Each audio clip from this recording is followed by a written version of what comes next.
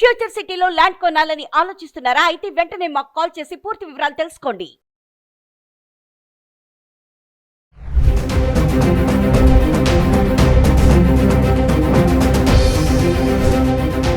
నమస్తే, welcome back to Suman TV.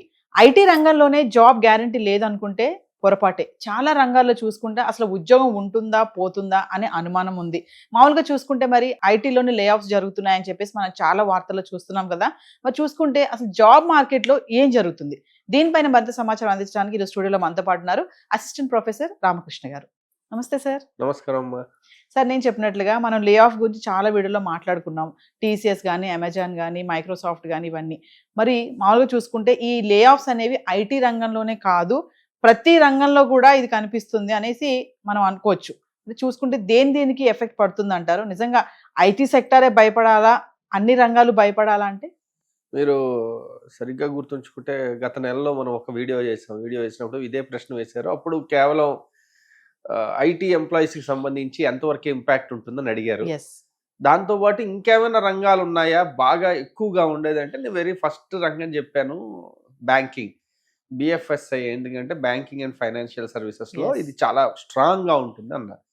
మీరు అడిగారు ఎందుకు సార్, ఎందుకు అలా ఉంటుంది చెప్పా.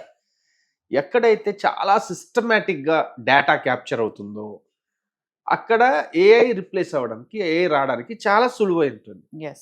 ఎక్కడెక్కడైతే డేటా క్యాప్చర్ కాకుండా ఎక్కువ డెసిషన్స్ తీసుకోవాల్సి ఉంటుంది, ఎక్కువగా వేరియన్స్ ఎక్కువ ఉంటుందో అలాంటి వాటిల్లో ఏఐ అనేది చాలా స్లోగా వస్తుంది. ఇప్పుడు ఉదాహరణకి తీసుకోండి, సేల్స్ తీసుకున్నారనుకోండి, సేల్స్లో ఏఐ కంప్లీట్గా రిప్లేస్ చేయలేదు. సేల్స్ మ్యాన్ ఎప్పుడు ఉండాలి, వాళ్ళ రోల్ మారచ్చేమో కానీ మనిషి అనేవాడు ఉండాలి.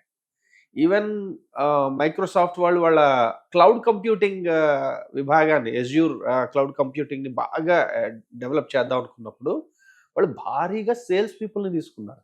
కాబట్టి సేల్స్ అనేది చాలా ఇమ్యూన్. కాకపోతే వాళ్ళ రోల్ చాలా మారిపోతుంది. ఇంతకు ముందు ఓన్లీ సేల్స్ అంటే వెళ్ళి అమ్మడం, లేదంటే కోఆర్డినేట్ చేయడం, క్లయింట్ దీంతోనే ఉంటుంది. ఇప్పుడు టెక్నాలజీని బాగా వాడాల్సి ఉంటుంది. సో వాళ్ళకి ఆ నాలెడ్జ్ విపరీతంగా ఉండాలి. సో ఇక్కడ టెక్నాలజీ అనేది వాళ్ళకి ఏఐ అనేది ఆగ్మెంట్ అవుతుంది. అంటే వాళ్ళ జాబ్ ఏదైతే ఉందో దాన్ని ఇంకా బాగా చేయడానికి ఉపయోగపడుతుంది.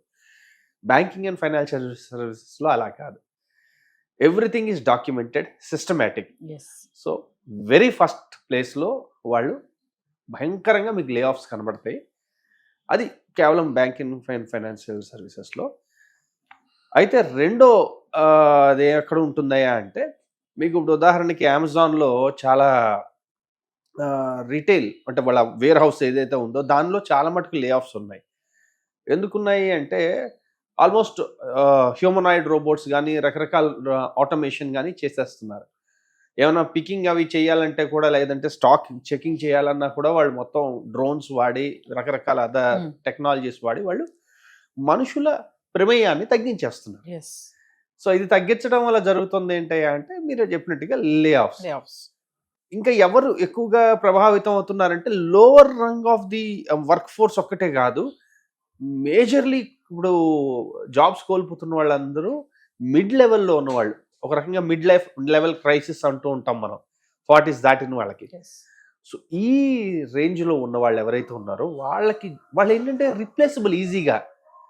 వీళ్ళు 20 ఏళ్ళ ఎక్స్పీరియన్స్ని ఒక 5 ఏళ్ళు 4 ఏళ్ళ ఎక్స్పీరియన్స్ ఉన్న అతను వచ్చి చాలా ఈజీగా రిప్లేస్ చేసేస్తున్నారు. సో అందువల్ల వాళ్ళకి చాలా ఎక్కువగా ప్రభావితం అవుతుంది. ఇంకే రంగాలు ఉన్నాయి, ఉదాహరణకి ఒక అడ్వర్టైజింగ్ ఏజెన్సీ తీసుకుందాం. ఒకప్పుడు అడ్వర్టైజింగ్ ఏజెన్సీ అంటే ఒక డిజైనరు, ఒక కాపీ రైటరు అందరూ ఉండేవాళ్ళు.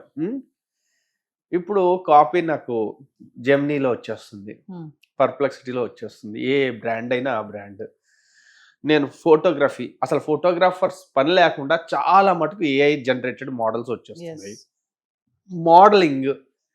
మోడలింగే అవసరం లేదు. ఇంతకుముందు ఒక క్యాటలాగ్ తయారు చేయాలంటే దాదాపు ఒక 600 క్లోదింగ్ స్టైల్స్ ఉన్నాయనుకోండి, 600 షూట్స్ చేసాడు పిక్చర్స్.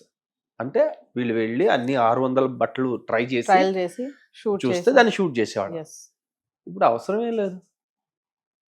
సో ఏమైంది, ఒక్కసారి కొలాప్స్ అయిపోయింది. మీకు photography, modelling, copy writing, designing, అంటే ఎన్ని రకాల జాబ్స్ మీద ఇంపాక్ట్ ఉందో చూడండి. కాకపోతే ఆ రంగాలు చాలా చిన్నవి. మన ఓవరాల్ జీడిపికి వాటి కంట్రిబ్యూషన్ చాలా తక్కువ కాబట్టి మనకు పెద్దగా స్ట్రాంగ్గా కనబడవు.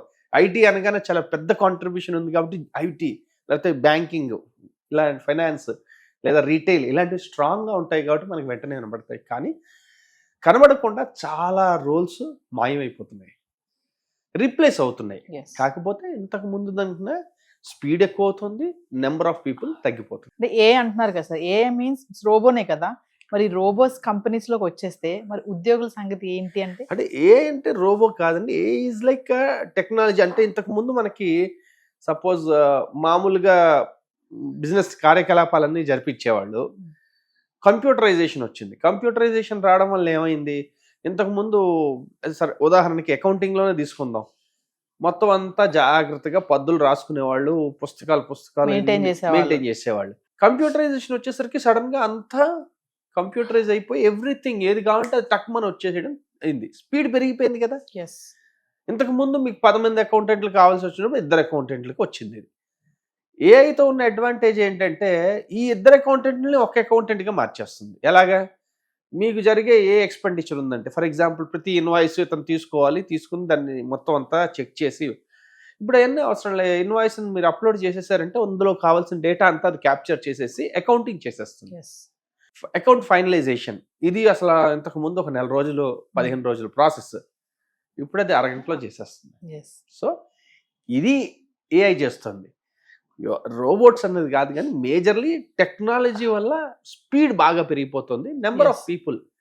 సో మరి ఎలా వచ్చేస్తే ఎలాగా అంటే టెక్నాలజీ నేర్చుకోవాలి, అంతే అంతే, ఇంకో ఆప్షన్ లేదు, అడాప్ట్ చేసుకోవాల్సిందే. ఇంకా ఆప్షన్ ఎక్కడ కనబడట్లేదు. అంటే స్కిల్స్ అండ్ టాలెంట్స్ ఉన్న వాళ్ళకే ముందు జాబ్స్ ఉంటాయి అని అంటారా? అంటే ఏదైనా అంతే, ప్రతిసారి ఇది మారినప్పుడు మనం అనుకుంటాం చూడండి, నదిలో పాత నీరు పోయి కొత్త నీరు రావడం ఎంత సహజమో, ఇండస్ట్రీలో ఒకటి పోయి ఇంకో కొత్త టెక్నాలజీ కానీ కొత్త బిజినెస్ మోడల్ కానీ రావడం అనేది చాలా సర్వసాధారణం. ఇప్పుడు మనం చూస్తుంటే అదే జరుగుతుంది. కాబట్టి అందుకే ఇందాక చెప్పా, ఈ 40s 50s ఉండే వాళ్ళకి ఏమవుతుందంటే సడన్ గా ఇవన్నీ వీళ్ళు అడాప్ట్ చేసుకోలేరు. అందువల్ల ఈ సెగ్మెంట్ లో మీకు చాలా మంది పోయిన వాళ్ళది జాబ్స్ పోయిన వాళ్ళకి వెంటనే రిప్లేస్మెంట్ జాబ్స్ రావట్లా. వీళ్ళకు ఉన్న జాబ్స్ ఉన్నాయి కానీ ఆ జాబ్స్ వీళ్ళు చేయలేరు. కాబట్టి మళ్ళీ యూత్, ఇప్పుడు ఈ యూత్ కానీ కరెక్ట్గా వాళ్ళ స్కిల్స్ని కానీ అప్గ్రేడ్ చేసుకోగలిగితే they really do a wonderful job. అంటే లే ఆఫ్స్ అంటే ఓన్లీ ఐటీ సెక్టారే భయపడాల్సిన అవసరం లేదు, ప్రతి రంగంలోనూ ఇది ఉంటుంది అనేది చెప్తున్నారు ఫైనల్ గా. అంటే లే ఆఫ్స్ అంటే చెప్పాను కదండి, భారీ స్థాయిలో ఉండేసరికి మనకి అమ్మా అని కనబడుతుంది. అంటే ఇప్పుడు సినిమాలు ఉన్నాయి, హిట్ అంటే బాహుబలి అన్నట్టు గుర్తొస్తుంది. చిన్న సినిమాలు చాలా హిట్ అయ్యాయి, కాకపోతే ఏంటి, 1 కోటి రూపాయలు తీస్తే వాళ్ళకి 20 కోట్లు వచ్చాయో 15 కోట్లు వచ్చాయో, వాళ్ళ లెక్కలు చూసుకుంటే చాలా ఎక్కువ, కానీ ఎవరికి అది పెద్ద హిట్ లాగా అనిపించదు. అలాగే ఇక్కడ హిట్ అవుతున్న రంగాలు చూసుకుంటే చాలా రంగాలు హిట్ అవుతున్నాయి, దెబ్బతింటున్నాయి. కానీ బాగా పెద్ద రంగాలు, మనకి బాగా పరిచయం ఉన్న లేకపోతే తెలిసిన రంగాలు కాకపోయేసరికి మనకి తెలియట్లేదు. ఇంకొకటి అడ్వాంటేజ్ చెప్తా, ఇంత దాన్ని ఏమంటారు, అన్ని నష్టాలు కష్టాలే కాదు, ఇండియా మ్యానుఫ్యాక్చరింగ్లో ఇప్పుడు చాలా ముందుకు వెళ్ళగలిగే అవకాశం ఉంది. మ్యానుఫ్యాక్చరింగ్లో టెక్నాలజీస్కి సంబంధించి ఎవరు ఇప్పుడు నేర్చుకున్నా వాళ్ళ ఫ్యూచర్ సూపర్గా ఉంటుంది.